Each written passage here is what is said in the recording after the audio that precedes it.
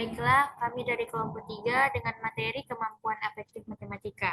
Saya, Rahma Mutia Febriana, dengan NIM 2214040052. Saya akan menjelaskan materi yang pertama.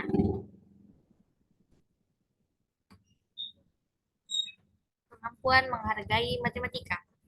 Menurut ahli yang pertama yaitu Surbakti tahun 2015 mendefinisikan self-esteem sebagai penghargaan seseorang terhadap dirinya sendiri karena apa yang ada pada diri seseorang itu adalah kekuatan yang mesti dihargai dan dikembangkan. Self-esteem dapat dilihat dari berbagai cara seseorang memandang dirinya. Yang kedua yaitu menurut Yolanda tahun 2019. Self-esteem matematika adalah rasa percaya diri seseorang dalam menghadapi masalah matematika, baik secara teoritis maupun praktis. Yang ketiga yaitu menurut ahli Ginanjar dan Fitria tahun 2022 menyatakan eh, bahwa self-esteem adalah evaluasi global terhadap dirinya sendiri yang bersifat positif ataupun negatif. Self-esteem dapat dipengaruhi oleh faktor-faktor seperti opini orang lain, pikiran diri sendiri, keterampilan diri, pola asuh masa kecil, dan keterbatasan yang dimiliki. Menurut ahli yang keempat, menurut Muhammad Nur Khairul Majid tahun 2018, menghargai matematika adalah penilaian diri seseorang terhadap kompetensi matematikanya yang didasarkan pada hubungan dengan orang lain dan perlakuan orang lain terhadap dirinya. Dan yang menurut ahli yang terakhir yaitu menurut Sunden tahun 2017. Sistem matematika adalah penilaian individu terhadap kemampuan dan kekuatan matematika dibandingkan dengan standar ideal dan orang lain.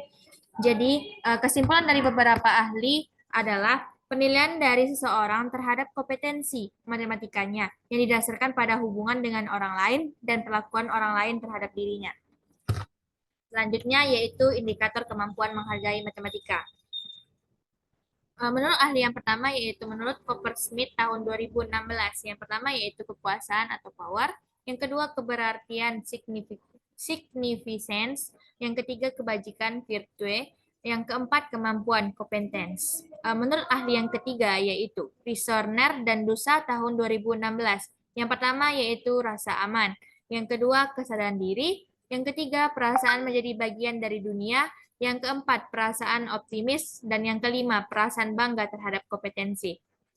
Dan yang menurut ahli yang ketiga yaitu menurut Damar tahun 2013. Yang pertama yaitu self-acceptance atau penerimaan diri. Yang kedua yaitu self-respect, harga diri. Yang ketiga yaitu self-confident, percaya diri. Dan yang keempat yaitu satisfaction as a person, kepuasan sebagai pribadi. Selanjutnya yaitu kisi-kisi kemampuan menghargai matematika. Dapat dilihat pada PPT, kisi-kisi angket CSN ini diambil pada menurut ahli yaitu Coppersmith. Dan selanjutnya ya ini adalah contoh dari angket kemampuan menghargai matematika. Sekian dari saya, selanjutnya akan dijelaskan oleh pemateri yang kedua. Baik, di sini saya akan melanjutkan materi tentang kemampuan self-efficacy. Menurut Friedner dan Kinichi, self-efficacy adalah keyakinan seseorang mengenai peluangnya untuk berhasil mencapai tugas tertentu. Kemudian menurut Neliti, self-efficacy adalah keyakinan individu tentang kemampuan untuk mengatur kegiatan belajarnya dan mencapai harapan akademiknya yang berasal dari dirinya maupun dari orang lain. Kemudian menurut Friedman dan Sehustek, self-efficacy adalah ekspektasi keyakinan atau harapan tentang seberapa jauh individu mampu melakukan satu perilaku dalam suatu situasi tertentu. Kemudian menurut Wolfgang dalam Amalia dan Pramusinto, self-efficacy merupakan keyakinan seseorang tentang kompetensi yang dimilikinya di bidang tertentu, sehingga dengan adanya keyakinan terhadap kemampuan diri diharapkan dapat meningkatkan minat seseorang. Kemudian menurut Utami dan Nutzka, self-efficacy adalah dalam matematika dapat diartikan sebagai keyakinan siswa akan kemampuan yang dimiliki untuk mengerjakan soal-soal matematika dalam menyelesaikan tugas matematika. Nah, dari pengertian tersebut dapat disimpulkan bahwa self-efficacy adalah keyakinan individu tentang kemampuannya untuk mengatur kegiatan belajarnya dalam mencapai harapan akademiknya yang berasal dari dirinya maupun dari orang lain. Kemudian kita masuk ke dalam indikator kemampuan self-efficacy. Yang pertama yaitu menurut Brown, di mana Brown mengatakan indikator kemampuan self-efficacy yaitu yang pertama, yakin dapat menyelesaikan tugas tertentu, di mana orang tersebut yakin bahwa ia dapat menyelesaikan tugas tersebut. Yang kedua, yakin dapat memotivasi diri untuk melakukan tindakan yang diperlukan dalam menyelesaikan, di mana orang tersebut termotivasi untuk melakukan sesuatu yang agar cepat selesai. Ketiga, yakin bahwa dirinya mampu berusaha dengan keras, gigih, dan tekun. Keempat, yakin bahwa dirinya mampu menghadapi hambatan dan kesulitan. Dia yakin bahwa dia bisa menghadapi semua hambatan dan kesulitan yang dia hadapi. Kelima, yakin dapat menyelesaikan tugas yang memiliki ukuran yang luas ataupun sempit atau spesifik. Nah, kemudian menurut Lunenburg, indikator kemampuan self-efficacy yang itu yang pertama, pengalaman dan kesuksesan atau past performance. Yang kedua, pengalaman individu lain atau yang disebut dengan vicarious experience. Yang ketiga, persuasi verbal atau verbal persuasion. Keempat, keadaan fisiologis atau emotional stress. Kemudian menurut Bandura, yang itu indikator kemampuan self-efficacy yaitu yang pertama magnitude atau tingkat kesulitan tugas. Yang kedua strength, kekuatan keyakinan. Yang ketiga generality atau verbal persuasion. Nah, dari ketiga indikator di sini saya akan memberikan contoh kisi-kisi dan angket kemampuan self-efficacy menurut indikator kemampuan self-efficacy. Di sini saya mendapatkan kisi-kisi dan angket kemampuan self-efficacy yaitu menurut Bandura sesuai dengan yang ada pada PPT yang saya tampilkan pada saat ini. Mungkin sekian yang dapat saya sampaikan. Terlebih dan terkurang saya mohon maaf. Untuk pemateri selanjutnya dipersilahkan. Baiklah, di sini saya akan menjelaskan tentang kemampuan self-regulation learning. Di sini dapat kita ketahui definisi dari kemampuan self dan regulation learning adalah yang pertama menurut Marisa pada tahun 2016. Self-regulation learning terdiri dari dua kata yaitu self-regulation dan learning. Self-regulation berarti terkelola, tersusun atau teratur, sedangkan learning adalah belajar. Jadi dapat kita simpulkan bahwa self-regulation learning secara keseluruhan berarti belajar mengatur diri atau pengolahan atau pengaturan diri dalam belajar. Yang kedua yaitu menurut Sumarmo pada tahun 2013. Self-regulation learning merupakan proses perencanaan diri yang seksama terhadap proses kognitif dan afektif dalam menyelesaikan suatu tugas akademik. Yang ketiga yaitu Burkhardt dan Korno pada tahun 2014.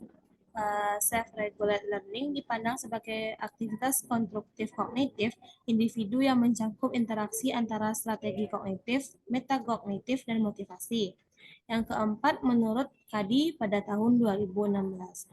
Self-regulate learning adalah proses di mana peserta didik mengaktifkan pikirannya, perasaan, dan tindakan yang diharapkan yang dapat mencapai tujuan khusus pendidikan.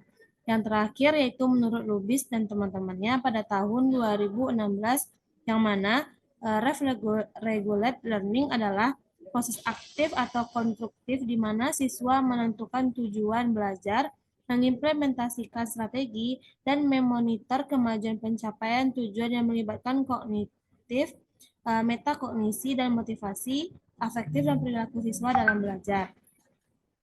Di sini terdapat indikator kemampuan self-regulate learning. Yang pertama yaitu menurut Lestari dan Yuda Negara pada tahun 2015. Indikatornya yaitu yang pertama, inisiatif belajar, yang kedua, memiliki kemampuan menentukan nasib sendiri, yang ketiga, mendiagnosis kebutuhan belajar, yang keempat, kreatif dan inisiatif dalam memanfaatkan sumber belajar dan memilih strategi belajar, yang kelima, memonitor, mengatur dan mengontrol belajar, yang keenam, mampu menahan diri, yang ketujuh, membuat keputusan-keputusan sendiri, dan menurut ahli yang kedua yaitu Nofriyadi pada tahun 2016. Di sini terdapat 10 indikator yang mana yang pertama yaitu inisiatif belajar, yang kedua mendiagnosa kebutuhan belajar, yang ketiga yaitu menetapkan tujuan belajar, yang keempat mengatur dan mengontrol kinerja belajar, yang kelima yaitu mengatur dan mengontrol kognisi, motivasi dan perilaku diri, yang keenam yaitu memandang kesulitan sebagai tantangan, yang ketujuh yaitu memanfaatkan dan mencari sumber yang relevan. Yang kedelapan yaitu memilih dan menerapkan strategi belajar yang tepat. Yang kesembilan mengevaluasi proses dan hasil belajar. Yang kesepuluh atau yang terakhir yaitu self efficacy, yang mana artinya itu konsep diri. Menurut ahli yang terakhir yaitu menurut Handayati pada tahun 2019. Di sini terdapat 6 indikator yang mana yang pertama ketidakketergantungan terhadap orang lain. Yang kedua memiliki kepercayaan diri. Yang ketiga berperilaku disiplin. Yang keempat memiliki rasa tanggung jawab. Yang kelima berperilaku berdasarkan inisiatif sendiri. Yang terakhir yaitu melakukan kontrol diri. Yang mana hubungan dari antara ketiga indikator ini yang menurut para ahli memiliki tujuan yang sama. Pada poin yang ketiga yaitu kisi-kisi dan angket kemampuan SRL, di mana di sini terdapat kisi-kisi indikator, yang mana di sini indikator yang digunakan yaitu indikator Handayati pada tahun 2019. Di sini teman-teman bisa lihat contoh angketnya dan contoh kisi-kisi dari angket tersebut. Baik, sekian dari saya ucapkan terima kasih dan materi selanjutnya akan disampaikan oleh teman saya. Yaitu kemampuan disposisi matematika.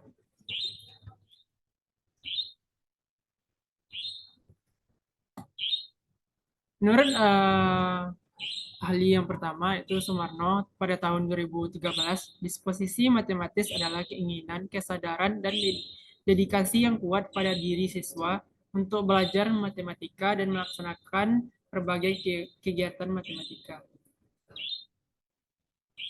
Dan menurut Widyasari dan kawan-kawan pada tahun 2016, disposisi matematis adalah sikap siswa dalam menyelesaikan masalah matematika, apakah tekun, berpikir fleksibel, percaya diri, dan berminat dalam mengeksplorasi berbagai alternatif cara dan penyelesaian masalah.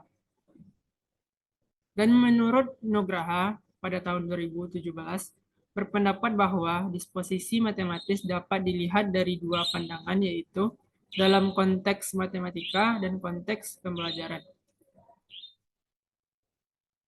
Dan menurut Budiono Putra dan Slamet pada tahun 2017, mendefinisikan disposisi matematis sebagai salah satu karakter dalam matematika yang dapat dilihat dari kepercayaan diri, mengulas dan kegigihan siswa ketika menyelesaikan masalah matematika, rasa ingin tahu, serta menghargai kegunaan matematika. Dan menurut ahli yang terakhir yaitu Katz pada tahun 2019 mendefinisikan disposisi sebagai kecenderungan untuk berperilaku secara sadar dan sukarela untuk mencapai tujuan mereka. Dari beberapa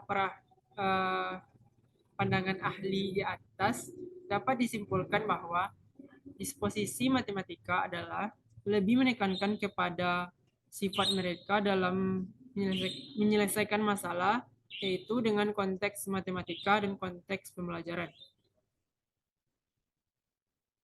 Selanjutnya kita masuk kepada indikator kemampuan disposisi matematika. Yang pertama menurut Polking pada 2017, 1.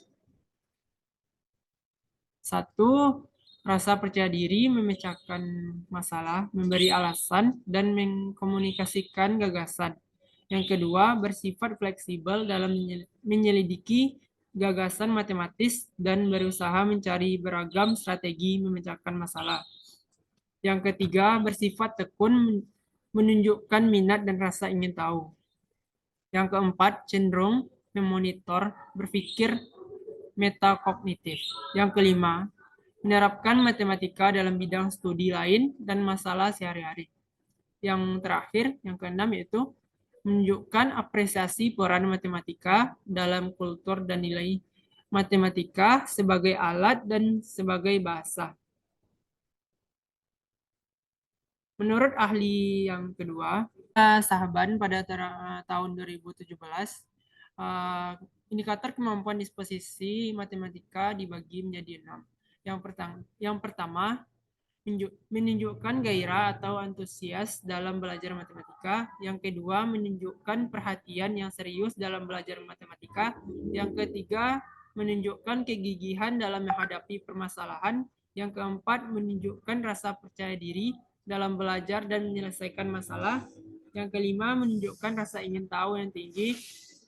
Dan yang terakhir, yaitu menunjukkan kemampuan untuk berbagi dengan orang lain. Selanjutnya, menurut Widyasari dan kawan-kawan pada tahun 2016, indikator kemampuan disposisi matematika dibagi menjadi 4. Yang pertama, percaya diri. Yang kedua, rasa ingin tahu. Yang ketiga, ketekunan. Dan yang keempat, fleksibilitas. Selanjutnya kita masuk kepada kisi-kisi dan angket kemampuan disposisi matematika.